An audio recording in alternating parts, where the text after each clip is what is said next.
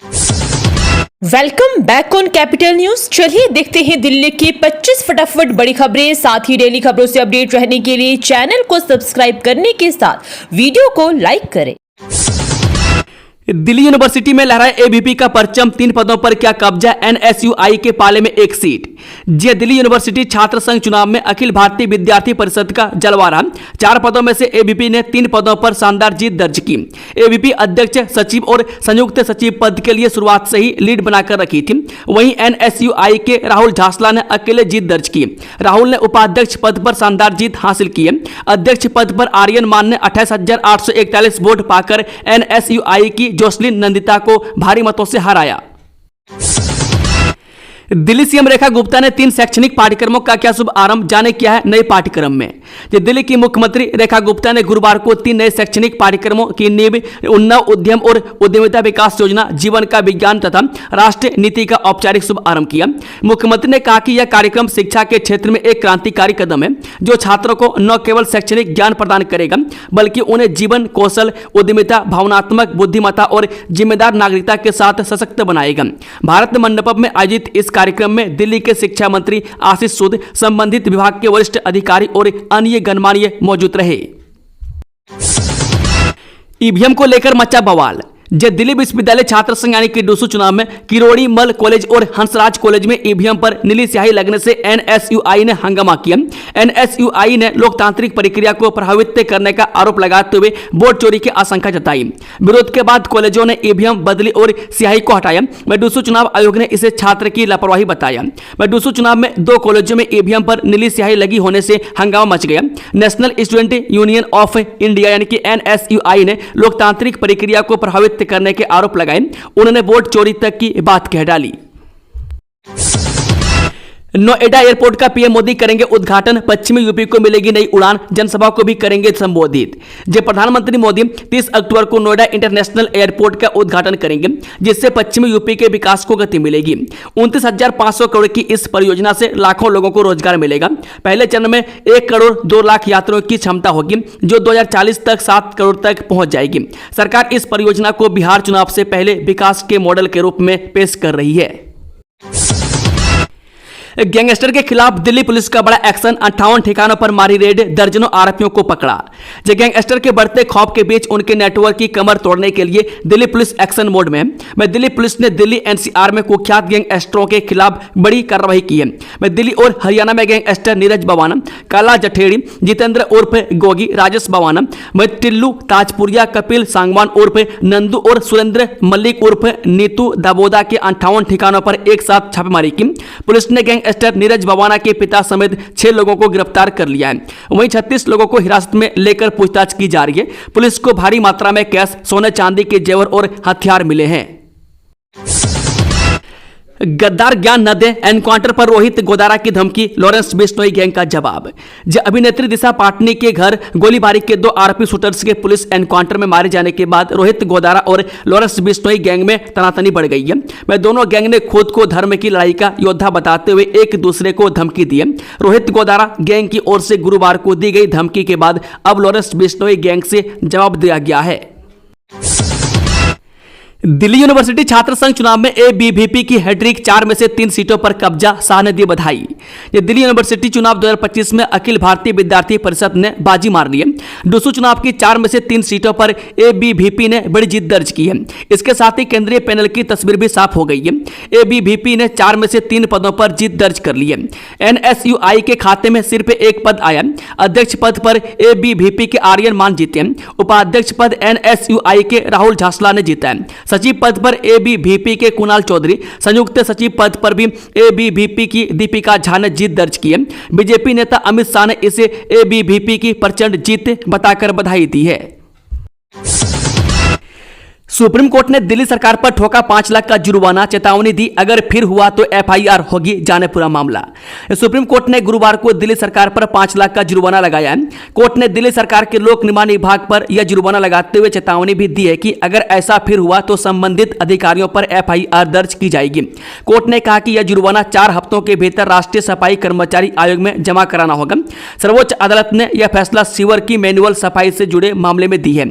दरअसल कुछ दिनों पहले सुप्रीम सुप्रीम कोर्ट गेट के ठीक बाहर नाले की मैनुअल सफाई हो रही थी। अगस्त में इस मामले में एमिक्स क्यूरी के वरिष्ठ वकील के परमेश्वर ने न्यायालय को सूचित किया था कि कुछ दायित्व निर्धारित किए जाने की आवश्यकता है। उन्होंने इसे अदालत द्वारा 2023 में पारित निर्देशों का स्पष्ट रूप से उल्लंघन बताया था। केजरीवाल को बंगला देने में देरी पर हाईकोर्ट ने तलब की आवंटन पॉलिसी और वेटिंग लिस्ट। दिल्ली हाईकोर्ट ने आम आदमी पार्टी के प्रमुख और पूर्व मुख्यमंत्री अरविंद केजरीवाल को सरकारी आवास आवंटित न करने के मामले में गुरुवार को केंद्र सरकार को फटकार लगाई। अदालत ने कहा कि केंद्र का रवैया सबके लिए एक जैसा होना चाहिए। जस्टिस सचिन दत्ता ने सुनवाई के दौरान कहा कि आवास का आवंटन एक पारदर्शी प्रणाली के तहत होना चाहिए। कौन है डूसू के नए अध्यक्ष? आर्यन मान फैमिली की नेटवर्थ ने उड़ाए हर किसी के होश, जानिए सब कुछ। दिल्ली विश्वविद्यालय छात्र संघ यानी कि डूसू चुनाव 2025 में एबीवीपी ने अध्यक्ष समेत 3 पदों पर जीत हासिल की है। अध्यक्ष पद पर एबीवीपी के आर्यन मान ने एनएसयूआई की उम्मीदवार को हराया। आर्यन मान, जो बहादुरगढ़ हरियाणा के रहने वाले एक छात्र नेता और राष्ट्रीय स्तर के फुटबॉलर हैं, उनके परिवार की कुल संपत्ति 1590 करोड़ रुपये है। उपाध्यक्ष पद पर एनएसयूआई के राहुल झांसला ने जीत दर्ज की है। दिल्ली में बेतहाशा बारिश से जल भराव का डर होगा खत्म। 2 गुने से अधिक वर्षा जल का प्रबंधन का नया ड्रेनेज प्लान तैयार है। दिल्ली में जल भराव की समस्या के समाधान के लिए नया ड्रेनेज मास्टर प्लान जारी किया गया। केंद्रीय शहरी विकास मंत्री मनोहर लाल खट्टर ने यह जानकारी दी। वर्ष 1976 के बाद नया प्लान तैयार किया गया। नए प्लान में प्रति घंटे 70 mm तक वर्षा तक जल निकासी की व्यवस्था होगी। वर्तमान समय में 30 mm तक वर्षा की जल निकासी होती है। मैं दिल्ली को नजफगढ़, बारापुल्ला और यमुना पार 3 भागों में विभाजित कर ड्रेनेज प्रणाली को बेहतर किया जाएगा। यानी आगामी वर्षा काल में दिल्ली में बेतहाशा बरसात होने पर भी दिल्ली वासियों को जल भराव का सामना नहीं करना पड़ेगा। पतंजलि के विज्ञापनों पर दिल्ली हाईकोर्ट की फटकार। डाबर च्यवनप्राश से बदनामी मामले में जुर्माने की चेतावनी। जब पतंजलि आयुर्वेद ने दिल्ली उच्च न्यायालय में डाबर के च्यवनप्राश उत्पाद को बदनाम करने वाले विज्ञापनों पर रोक लगाने के आदेश को चुनौती दी है। मैं कोर्ट ने पतंजलि का प्रतिनिधित्व कर रहे वकील से कहा कि एकल न्यायाधीश का आदेश विवेकाधीन है। मैं कोर्ट ने यह भी कहा कि पतंजलि ने च्यवनप्राश बनाने वाले हर व्यक्ति को बदनाम किया। अगली सुनवाई 23 सितंबर को होगी। पालना घर की कार्यकर्ता कहलाएंगी मौसी, बच्चों को मिलेगा मां जैसा स्नेह। दिल्ली में 502 क्रैच केंद्रों का शुभ आरंभ। दिल्ली में सीएम रेखा गुप्ता ने 502 पालना घरों का शुभ आरंभ किया। केंद्रीय मंत्री अन्नपूर्णा देवी भी शामिल हुई। यह कदम कामकाजी महिलाओं और बच्चों की सुरक्षा के लिए उठाया गया। पालना घरों में बच्चों को पौष्टिक भोजन, शिक्षा और देखभाल मिलेगी। महिलाओं को स्वरोजगार के लिए 10 करोड़ रुपये तक का लोन भी मिलेगा। सरकार बच्चों की सुरक्षा सुनिश्चित करेगी। मंत्री अन्नपूर्णा देवी ने कहा कि आंगनबाड़ी सह क्रैच केंद्र कामकाजी महिलाओं के लिए बड़ा सहारा है। यहाँ बच्चों को पौष्टिक आहार, खिलौनों और विविध गतिविधियों के माध्यम से बेहतर देखभाल और सीखने का अवसर मिलेगा। मंत्री ने आंगनबाड़ी और क्रैच कार्यकर्ताओं से आग्रह किया कि वह यहां आने वाले बच्चों को अपने स्नेह और जिम्मेदारी के साथ संभालें, क्योंकि मां अपने बच्चों को उनके पास विश्वास के साथ छोड़ती है। मैं दिल्ली की सीएम रेखा गुप्ता ने कहा कि दिल्ली में 502 केंद्र मातृशक्ति और बाल सुरक्षा को समर्पित एक ऐतिहासिक कदम है। एमसीडी में पहली बार एक क्लिक से छात्रों को खाते में पहुंचे 109 करोड़ रुपए। 6 लाख स्टूडेंट होंगे लाभान्वित। दिल्ली नगर निगम के स्कूलों में अब छात्रों को वर्दी और स्टेशनरी का पैसा सीधे डीबीटी के माध्यम से मिलेगा। महापौर राजा इकबाल सिंह ने 109 करोड़ रुपए की राशि 6 लाख से अधिक छात्रों के खातों में भेजी है। इस अवसर पर अधिकारियों ने शिक्षा के महत्व और शिक्षकों के योगदान पर प्रकाश डाला। इसके अतिरिक्त एमसीडी ने पेंशन अदालत में 234 पेंशन मामलों का निपटारा भी किया। अगले 5 वर्षों में दिल्ली का हर सरकारी स्कूल हो जाएगा स्मार्ट। शिक्षा मंत्री आशीष सूद का दावा। दिल्ली के जनकपुरी में पहली निपुण शाला का उद्घाटन किया गया। शिक्षा मंत्री आशीष सूद ने दिल्ली के सभी सरकारी स्कूलों को स्मार्ट स्कूल बनाने का संकल्प लिया। निपुण संकल्प योजना का उद्देश्य बच्चों की साक्षरता और संख्यात्मक कौशल को बेहतर बनाना है। मैं दिल्ली सरकार दिव्यांगजनों और बुजुर्गों के लिए सुलभता पर भी ध्यान दे रही है। शिक्षा मंत्री ने कहा कि दिल्ली सरकार का संकल्प है कि अगले 5 वर्षों में दिल्ली के हर सरकारी स्कूल को स्मार्ट स्कूल बनाया जाए। लगभग 21,000 कक्षाओं में स्मार्ट ब्लैक बोर्ड लगाए जा चुके हैं। मैं से 17,000 कक्षाओं में भी शीघ्र ही लगेंगे। मैं दिल्ली के हर बच्चे को क्रोमबुक, स्मार्ट क्लासरूम और तकनीकी शिक्षा का अनुभव मिलेगा। ये वही सुविधाएं हैं जिनके लिए दिल्ली वाले आज निजी स्कूलों में बढ़ी हुई फीस चुकाते हैं। राजधानी में अगले वर्ष तक सभी सार्वजनिक वाहन होंगे इलेक्ट्रिक। नई इलेक्ट्रिक व्हीकल नीति के तहत सीएम रेखा गुप्ता का ऐलान। दिल्ली सरकार नई इलेक्ट्रिक वाहन नीति लाने की तैयारी में जिसका उद्देश्य वायु प्रदूषण को कम करना है। मुख्यमंत्री रेखा गुप्ता ने कहा कि 2025 तक सभी सार्वजनिक वाहन इलेक्ट्रिक हो जाएंगे। नई इलेक्ट्रिक व्हीकल नीति में दिल्ली में प्रत्येक तीसरा वाहन इलेक्ट्रिक करने का लक्ष्य है। सरकार हितधारकों के साथ चर्चा कर रही है और सड़क सुरक्षा नियमों का पालन करने पर जोर दे रही है। बता दें कि नई नीति में दिल्ली के सभी सार्वजनिक वाहनों को इलेक्ट्रिक करने का प्रावधान किया गया है। मुख्यमंत्री रेखा गुप्ता ने कहा कि अगले वर्ष तक सभी सार्वजनिक वाहन इलेक्ट्रिक हो जाएंगे। शुरू हुआ गोल मार्केट संग्रहालय के सबवे का काम 4 माह में होगा पूरा। दिव्यांगों के लिए लिफ्ट की सुविधा होगी। नई दिल्ली के गोल मार्केट में संग्रहालय तक सुगम पहुंच के लिए सबवे का निर्माण शुरू हो गया है। एनडीएमसी द्वारा निर्मित इस सबवे से नागरिकों, पर्यटकों और छात्रों को सुरक्षित मार्ग मिलेगा। दिव्यांगों के लिए लिफ्ट की सुविधा भी होगी। यह परियोजना फरवरी 2026 तक पूरी होने की उम्मीद है, जिसके बाद लोग आसानी से संग्रहालय पहुंच पाएंगे। एनडीएमसी के चेयरमैन केशव चंद्रा ने बताया कि एनडीएमसी मौजूदा गोल मार्केट भवन को राष्ट्रीय महत्व के संग्रहालय के रूप में पुनर्विकास कर रही है। नागरिकों, आगंतुकों, छात्रों और पर्यटकों आदि के लिए सुरक्षित और सुविधाजनक मार्ग तथा आधुनिक पहुंच के लिए संग्रहालय तक एक सबवे का निर्माण किया जाएगा। बढ़ सकते हैं पूर्व सीएम अरविंद केजरीवाल की मुश्किलें। सतर्कता आयोग ने शुरू की शीश महल की जांच। दिल्ली के मुख्यमंत्री अरविंद केजरीवाल के आवास के नवीनीकरण में भ्रष्टाचार के आरोपों की जांच शुरू हो गई है। विजेंद्र गुप्ता की शिकायत पर सीबीसी ने यह कार्रवाई की है। गुप्ता ने अवैध विस्तार और विलासिता पर करदाताओं के पैसे के दुरुपयोग का आरोप लगाया था, जिसकी जांच सीबीडब्ल्यूडी ने की है और अनियमितताएं पाई गई। इस मामले में पहले भी सीबीआई जांच हो चुकी है। नवीनीकरण में भ्रष्टाचार के गंभीर आरोप लगाए गए। पिछले वर्ष विधानसभा में नेता प्रतिपक्ष अब विधानसभा अध्यक्ष विजेंद्र गुप्ता ने इसे लेकर केंद्रीय सतर्कता आयोग यानी कि सीबीसी से 2 शिकायत की थी। सीबीसी ने उनकी दोनों शिकायतों पर जांच शुरू कर दी है। नमो भारत को लेकर आ गई फाइनल डेट। अब सराय काले खां से दौड़ेंगी मेरठ तक। पीएमओ के संकेत से अलर्ट मोड में एनसीआरटीसी। राष्ट्रीय राजधानी क्षेत्र परिवहन निगम को पीएमओ से संकेत मिले हैं कि नमो भारत ट्रेन जल्द ही मेरठ से दिल्ली के सराय काले खां तक चलेगी। 82 किलोमीटर की दूरी 60 मिनट में तय होगी। उद्घाटन नवरात्र में होने की संभावना है और प्रधानमंत्री मेरठ मेट्रो के साथ ही इसे हरी झंडी दिखा सकते हैं। मेरठ प्रशासन तैयारी में जुट गया है। हालांकि पूर्व में संभावना जताई जा रही थी कि इस बार सराय काले खां स्टेशन पर मुख्य समारोह हो सकता है, लेकिन मेरठ मेट्रो भी प्राथमिकता में है। नव भारत का उद्घाटन तो मोदी पहले भी कर चुके हैं। सूत्रों की माने तो सदाबदी नगर या बेगमपुर स्टेशन पर ही उत्तर प्रदेश के सीएम योगी आदित्यनाथ की उपस्थिति में पीएम मेरठ मेट्रो और नव भारत दोनों का रवाना कर सकते हैं। मेरठ प्रशासन इस बाबत अपनी तैयारियों में जुट गया है। एसआईआर पर गरमाई दिल्ली की सियासत। 23 साल बाद हो रही वोटर लिस्ट की जांच। भाजपा ने सराहा और कांग्रेस ने लगाए आरोप। ये दिल्ली में 23 साल बाद मतदाता सूची का विशेष पुनरीक्षण होगा। भाजपा ने इसका स्वागत किया है, जबकि कांग्रेस ने इसे वोट चोरी का षड्यंत्र बताया है। भाजपा का आरोप है कि कांग्रेस घुसपैठियों को बचा रही है और फर्जी वोट बनवा रही है। कांग्रेस का कहना है कि भाजपा गरीब लोगों को बाहर करने की साजिश कर रही है और मतदाता सूची से नाम काटने की तैयारी है। बता दें कि प्रधानमंत्री मोदी के जन्मतिथि पर बुधवार को आयोजित कार्यक्रम में केंद्रीय गृह मंत्री अमित शाह ने आरोप लगाया था कि कांग्रेस घुसपैठियों को बचाने के लिए एसआईआर का विरोध कर रही है।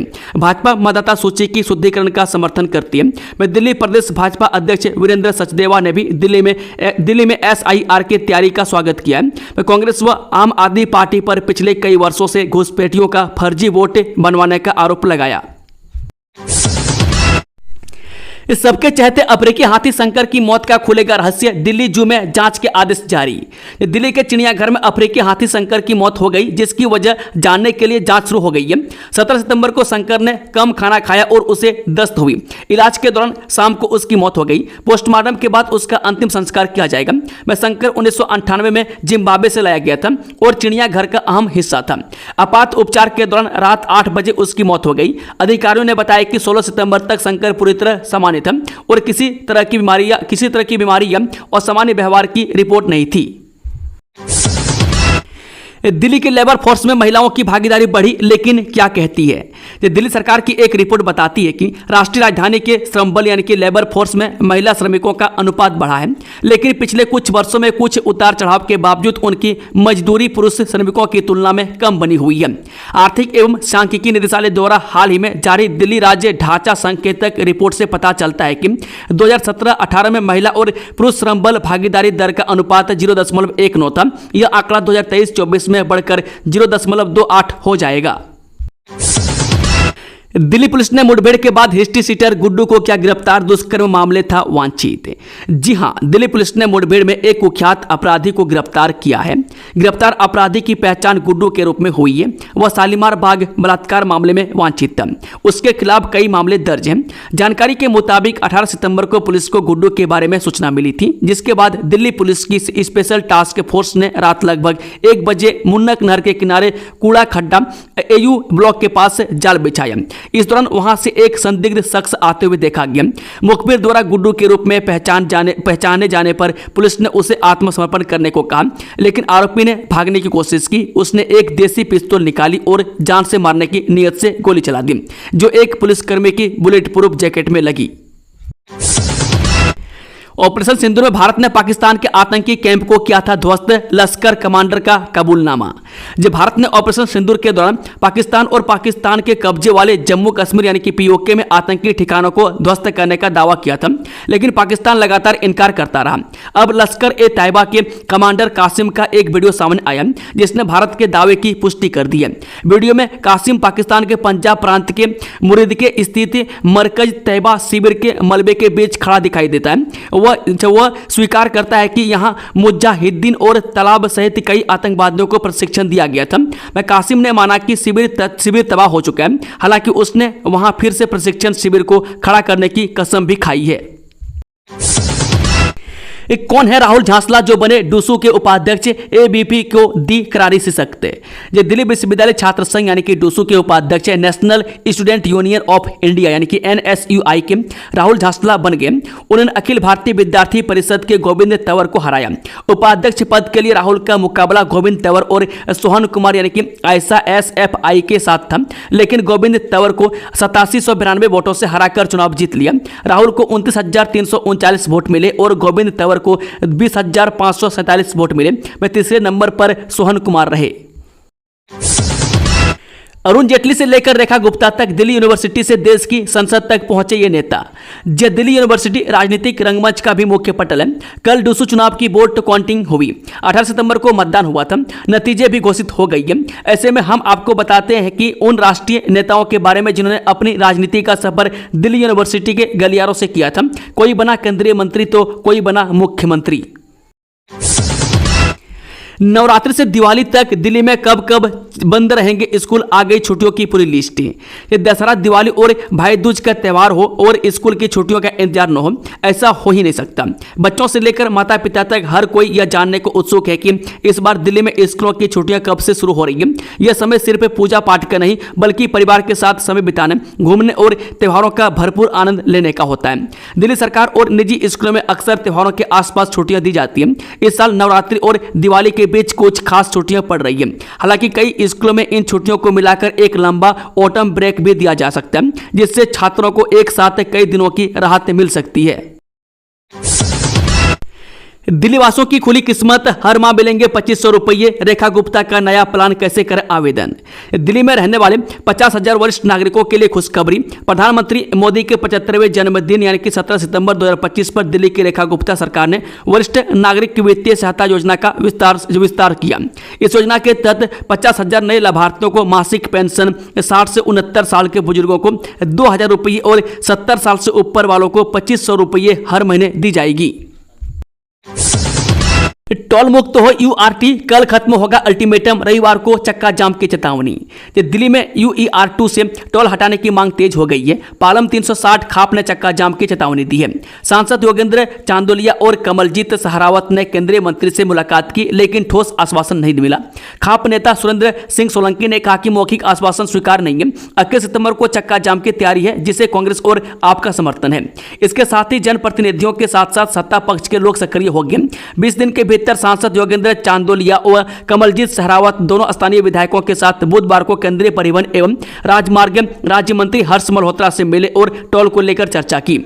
दोस्तों, खबरों का सिलसिला समाप्त होता है। अगर जानकारी पसंद आई तो वीडियो को लाइक, शेयर, चैनल को सब्सक्राइब जरूर से जरूर कर लें और कमेंट बॉक्स में अपना फीडबैक देना ना भूलें। Thank you, all the best, जय हिंद, वंदे मातरम।